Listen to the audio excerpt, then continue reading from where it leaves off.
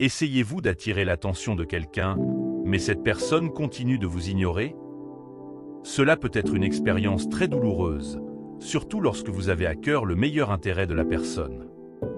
Vous auriez pu faire ressentir cela à Dieu sans vous en rendre compte.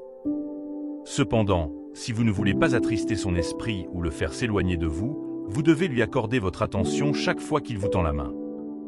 Alors, comment savoir quand Dieu essaie d'attirer votre attention? Dans cette vidéo, je vais révéler 5 signes que Dieu essaie de vous atteindre et comment y répondre correctement. Avant de continuer, si ce n'est pas encore fait, abonnez-vous à la chaîne et activez la cloche de notification. Dieu a un message très spécial pour vous aujourd'hui qui transformera votre vie pour le mieux. Alors assurez-vous de regarder jusqu'à la fin. Apocalypse 3, 20 dit « Me voici. Je me tiens à la porte et je frappe. Si quelqu'un entend ma voix et ouvre la porte, j'entrerai et je mangerai avec cette personne, et elle avec moi. » C'est Jésus-Christ qui parle. Celui qui entend sa voix et ouvre la porte bénéficiera des bienfaits de sa rencontre. Ne voulez-vous pas faire partie des rares personnes qui répondront lorsque Dieu vous appellera? Votre réponse doit être oui. Alors, voici quelques signes à travers lesquels vous pouvez dire que Dieu essaie de vous tendre la main. Premièrement, vous ressentirez un profond sentiment de vide et un désir ardent de connexion avec Dieu. Avez-vous déjà voulu quelque chose à tel point que vous aviez l'impression que vous ne seriez pas bien si vous ne l'obteniez pas? C'est le sentiment lorsque votre âme désire se reconnecter avec son Créateur. Parfois, vous pensez que vous êtes bizarre, mais non, c'est Dieu qui essaie de vous atteindre et de renouer avec vous. Cela peut être le cas lorsque vous traversez une saison ou une phase difficile de la vie, en particulier une période qui vous vole votre joie ou votre paix. Quand vous avez l'impression que tout le monde vous a tourné le dos, il y a cette partie de vous qui désirera l'intimité avec Dieu dans une mesure que vous n'avez jamais connue auparavant. Lorsque cela arrive, courez vers Dieu.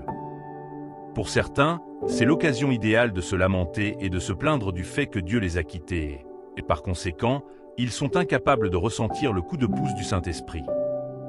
Eh bien, si vous êtes spirituellement sensible, vous comprendrez qu'il s'agit d'un appel de Dieu. Le désir d'un lien plus profond dans votre relation avec Dieu, associé à l'abandon ou au rejet de vos proches, est le signe qu'il essaie de vous atteindre. C'est votre Père céleste qui vous dit qu'il a besoin de votre attention. C'est une invitation à une nouvelle saison de croissance et d'espérance en lui. Il se peut même que vous fuyiez Dieu et que, parce qu'il vous aime trop, il orchestre les circonstances pour finalement vous isoler de tout le monde et du bruit du monde. Il peut s'agir d'une perte d'emploi inattendue ou d'un déménagement. Néanmoins, pas de panique. Dieu est à l'œuvre. Il vous guide dans une marche plus profonde avec lui. Permettez-moi de vous rappeler le prophète Élie, un prophète de Dieu bien connu, qui a accompli tant de signes et de prodiges par la puissance de Dieu. Mais il est arrivé un moment où la peur et la confusion l'ont envahi. C'était à cause des menaces qu'il avait reçues de la reine Jézabel. Rappelez-vous qu'il a vaincu les prophètes de Baal et que, peu de temps après, le diable a frappé. Deuxièmement, vous continuez à recevoir des messages répétitifs. En tant qu'humains, nous aimons douter de tout ce que nous entendons, surtout lorsque cela ne correspond pas à ce que nous voulons ou désirons. Vous devez savoir qu'il arrive un moment où Dieu vous envoie à plusieurs reprises le même message à travers différentes sources. Il se peut que votre ami vous dise la même chose que vos parents ou vos frères et sœurs, mais comme ce n'est pas ce que vous voulez, vous continuez à l'ignorer ou à le rejeter. Regardez les choses de cette façon. Cela pourrait être pendant que vous recherchez un emploi. Bien sûr, vous avez des préférences, mais dès que 2 ou 3 personnes disent quelque chose de contraire ou pointent dans une direction différente, vous devez faire une pause et évaluer les choses. Demandez-vous, même si ce n'est pas ce que je veux, est-ce conforme à la parole de Dieu? Serait-ce Dieu qui me parle? N'oubliez pas que les voix de Dieu sont différentes des vôtres et que, parce que ses pensées à votre égard sont bonnes, vous devez vous en tenir à son plan. Ne rejetez pas toujours ce que disent les autres, aussi stupide que cela puisse paraître. Si vous y prêtez attention, vous en tirerez un petit sens tant que cela s'aligne avec la parole de Dieu. Le prophète Jérémie était un bon exemple de personnage biblique qui a vécu cela. Dieu l'a appelé prophète, mais il se sentait inadéquat et incompétent. Malgré tout cela, Dieu lui envoya une confirmation par l'intermédiaire du grand prêtre et de Tanania. Troisièmement, vous ressentirez une sorte de malaise. Il y a des moments où vous ressentez un malaise dans votre esprit, un état d'agitation dont vous ne pouvez pas exactement indiquer ce qui ne va pas. Cela pourrait être Dieu qui essaie de vous atteindre. Il vous fera sentir que quelque chose ne va pas et vous enlèvera parfois la paix. Cela pourrait être une façon de vous faire savoir que vous devez corriger quelque chose dans votre vie. Parfois, vous pouvez être tellement occupé et distrait que vous êtes sourd à la voix de Dieu. Lorsque cela se produit, Dieu utilise l'absence de paix pour vous inciter à lui accorder davantage d'attention. Se sentir mal à l'aise peut vous apporter une grande clarté. À ce stade, il est important d'avoir confiance que Dieu est avec vous, même dans vos moments de malaise, surtout lorsque vous ne savez pas quelle direction prendre. Ésaïe 30, 21 dit, « Que vous vous tourniez à droite ou à gauche, vos oreilles entendront une voix derrière vous qui dit, « Voici le chemin, suivez-le. » Lorsque vous répondez à cet appel et vous accrochez à Dieu, vous obtiendrez une grande clarté sur ce que vous devez faire et où vous devriez être. Un autre signe que Dieu essaie de vous atteindre est que vous ferez l'expérience d'une sortie de votre zone de confort. Chaque être humain a le désir de vivre une vie confortable. Par conséquent, nous faisons tout pour nous accrocher ou rester dans n'importe quelle zone confortable que nous trouvons. Mais la question est, que se passe-t-il lorsqu'il vous fait soudainement sortir de cette zone de confort? Oui, Dieu peut faire cela pour vous atteindre. Cela pourrait être sa façon de vous contacter pour votre croissance et votre transformation. Dès que vous découvrez qu'il s'agit d'un appel de Dieu, ne résistez pas. Vous ne pouvez pas rester dans la boîte. Vous pensez peut-être qu'il vaut mieux rester là-bas, mais Dieu sait qu'il y a quelque chose de plus grand pour vous de l'autre côté. Ouvrez-vous et saisissez les nouvelles opportunités que Dieu vous offre, même si cela vous gêne. Vous ne pouvez jamais savoir si cela pourrait être une partie importante de son plan pour vous, et dès que vous ne l'acceptez pas, vous risquez de le perdre pour toujours. Lorsque Dieu vous fait signe, il s'attend à ce que vous tendiez la main et que vous vous accrochiez à lui. Cette simple réponse peut nécessiter un petit ou un grand changement dans votre vie. Le changement est peut-être la dernière chose que vous souhaitez, mais ne laissez pas cela être la raison pour laquelle vous essayez de l'ignorer. N'oubliez pas que le résultat que vous obtiendrez en obéissant à son appel dépasse de loin ce que vous appréciez lorsque vous êtes dans votre zone de confort. Pouvez-vous vous rappeler comment Dieu a éloigné Abraham de la maison de son père pour le bénir? Imaginez si Abraham avait endurci son cœur et refusé d'écouter la voix de Dieu. Vous savez quel aurait été le résultat. Pierre, disciple de Jésus, a lui aussi dû quitter sa vie de pécheur pour expérimenter ce que Dieu lui réservait. Enfin, vous ferez l'expérience de la paix dans ce que vous faites. La véritable paix ne vient que de Dieu et ne peut perdurer que lorsque vous vous alignez sur ses préceptes. Ainsi, lorsque vous empruntez un certain chemin et que tout semble facile, c'est un signe que Dieu dit que vous faites la bonne chose. Daniel a trouvé la paix même lorsqu'il se trouvait dans un pays étranger, un endroit qui constituait une menace pour son amour pour Dieu. Malgré tout cela, il a toujours eu la paix. Malgré les nombreuses menaces que les gens lui faisaient peser, Dieu a assuré sa paix. Même dans la fosse aux lions, la Bible rapporte que Daniel avait la paix en lui. Cela ne peut être que la main de Dieu. Vous découvrirez que d'autres ont peut-être emprunté le même chemin que vous et n'y ont pas survécu, mais vous le prendrez, excellerez et ferez l'expérience d'une paix qui dépasse toute compréhension. Bien-aimés, rappelez-vous que l'identification des différentes manières par lesquelles Dieu essaie de vous atteindre doit provenir d'un véritable désir d'entendre parler de lui. Il n'est pas étonnant que Jérémie 33, 3 dise « Appelez-moi et je vous répondrai et vous dirai des choses grandes et insondables que vous ne connaissez pas. » Dans différents cas, Dieu utilise la parole des Écritures pour parler aux gens. En dehors de la Bible, il utilise encore ces signes pour atteindre ses enfants. Il vous appartient maintenant de discerner si la voix que vous entendez ou le signe que vous voyez s'aligne avec sa parole. Et dès que vous faites cela, soit vous y répondez, soit vous l'ignorez. Alors, comment pouvez-vous réagir lorsque vous réalisez que Dieu essaie de vous atteindre? Tout d'abord, écoutez attentivement et soyez prêt à obéir instantanément et complètement. Le roi Saül a échoué sur ce point.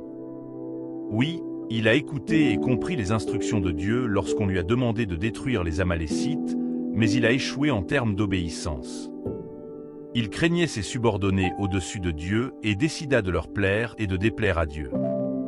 Oui, il a détruit et tué les Amalécites, mais il a laissé certaines choses à reprendre à cause du peuple à sacrifier à Dieu. Il n'a pas réalisé que Dieu aime plus l'obéissance que les sacrifices vides de sens. Vous savez ce qui s'est passé à la fin. Dieu l'a rejeté du titre de roi. S'il avait suffisamment aimé Dieu pour lui obéir complètement et ne pas écouter la voix du peuple, à bien y penser, il serait resté roi. Mais il a ignoré la voix de Dieu et s'est accroché à la voix du peuple. Lequel des deux est le meilleur? Une obéissance à 99% ou une obéissance totale aux instructions de Dieu? La première est toujours considérée comme une désobéissance. Seule cette dernière est la véritable obéissance aux yeux de Dieu. Deuxièmement, vous devez créer un désir ardent de faire la volonté de Dieu. C'est toute l'essence de votre existence. L'apôtre Paul, parlant dans Philippiens 1, 23-24, dit « Je suis déchiré entre les deux. Je désire m'en aller et être avec Christ, ce qui est de loin mieux. Mais il vous est plus nécessaire que je reste dans le corps. » Vous devez désirer faire la volonté de Dieu à tout moment, peu importe où vous vous trouvez. Les croyants de cette génération ont tellement peur de s'identifier à Dieu, et encore moins de défendre ce qui est juste. Ils préfèrent suivre le monde par peur d'être rejetés par leurs amis et leur famille. Cela ne devrait pas être le cas. Les disciples de Jésus avaient un désir ardent de faire tout ce qu'il leur enseignait, même au milieu de la persécution. Quelle manière d'aimer! Paul avait également ce même désir, de sorte que même en prison, il veillait à ce que la propagation de l'Évangile soit possible. En tant qu'enfant de Dieu, la présence de ce désir ardent dans votre cœur ne fait que vous pousser à faire les bonnes choses. Lorsque vous n'y parvenez pas, vous n'avez pas l'esprit tranquille. Une autre façon de réagir lorsque Dieu essaie de vous atteindre est d'abandonner tout ce qui vous retient. Les soucis de ce monde sont trompeurs et manipulateurs. Lorsque vous ne faites pas attention en tant qu'enfant de Dieu et que vous permettez à votre chair de renverser votre homme spirituel, vous vous mettez en danger. Comme l'apôtre Paul l'a dit à juste titre, la chair est toujours en guerre contre l'esprit pour savoir qui aura le contrôle. Le diable sait que Dieu ne travaille pas avec la chair. Alors il continue d'utiliser différentes choses tapax en grave l'œil, mais destructrices pour attirer les chrétiens. Bien-aimés, au moment où vous décidez de répondre à l'appel de Dieu, vous devez vous débarrasser complètement de tout désir charnel. Si vous ne le faites pas, le diable continuera de s'efforcer de vous faire comprendre pourquoi vous ne pouvez pas laisser le monde derrière vous. Imaginez-vous marcher dans une certaine direction et tomber soudainement dans un fossé. Alors que vous luttez pour en sortir, vous remarquez un rocher brillant et l'emportez avec vous. À ce moment-là, vous découvrez qu'il est difficile de sortir du fossé avec le rocher attaché au dos, mais vous considérez le rocher comme étant trop précieux pour le lâcher. Que ferez-vous? C'est soit vous lâchez le rocher et sortez facilement du fossé, soit vous restez piégé là-dedans et vous accrochez à votre précieux rocher. Lequel préfères-tu? Or, c'est le même combat auquel les croyants sont confrontés quotidiennement. Le combat entre abandonner les convoitises de ce monde et s'accrocher à Jésus, ou profiter de la beauté du monde et périr à la fin.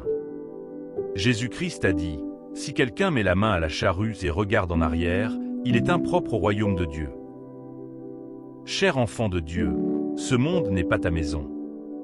C'est pourquoi vous n'avez pas besoin de vous y installer trop à l'aise. Vous devez garder les yeux fixés sur Jésus, l'auteur et le consommateur de votre foi, à tout moment. Restez spirituellement sensible et connecté à Dieu. C'est la seule façon d'entendre et de reconnaître sa voix lorsqu'il essaie de vous contacter.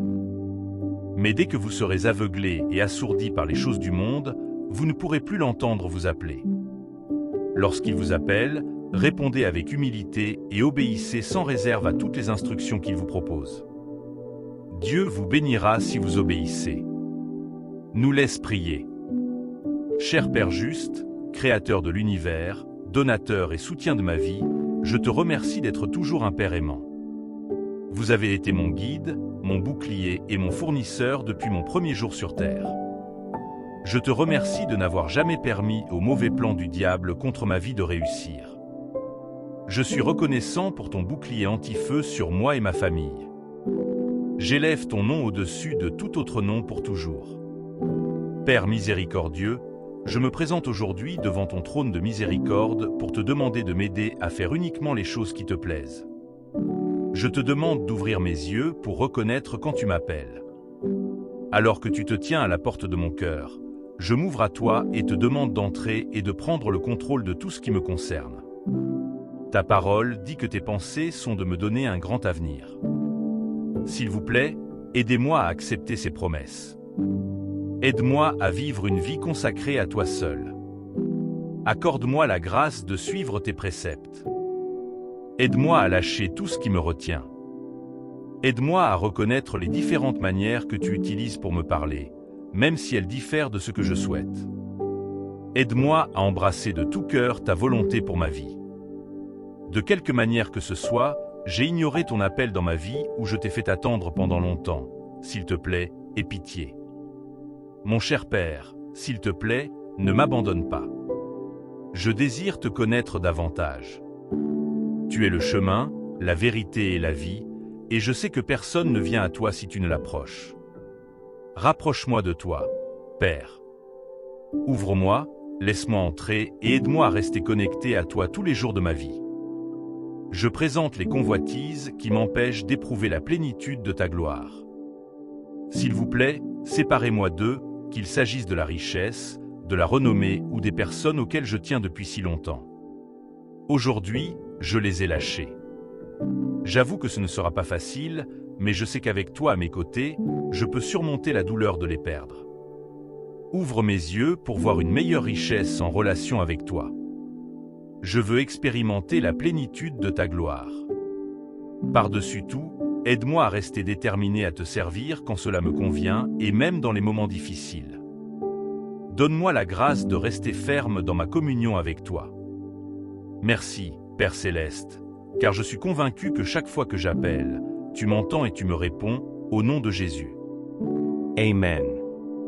Si vous avez apprécié la vidéo, n'hésitez pas à cliquer sur le bouton j'aime et à laisser un commentaire.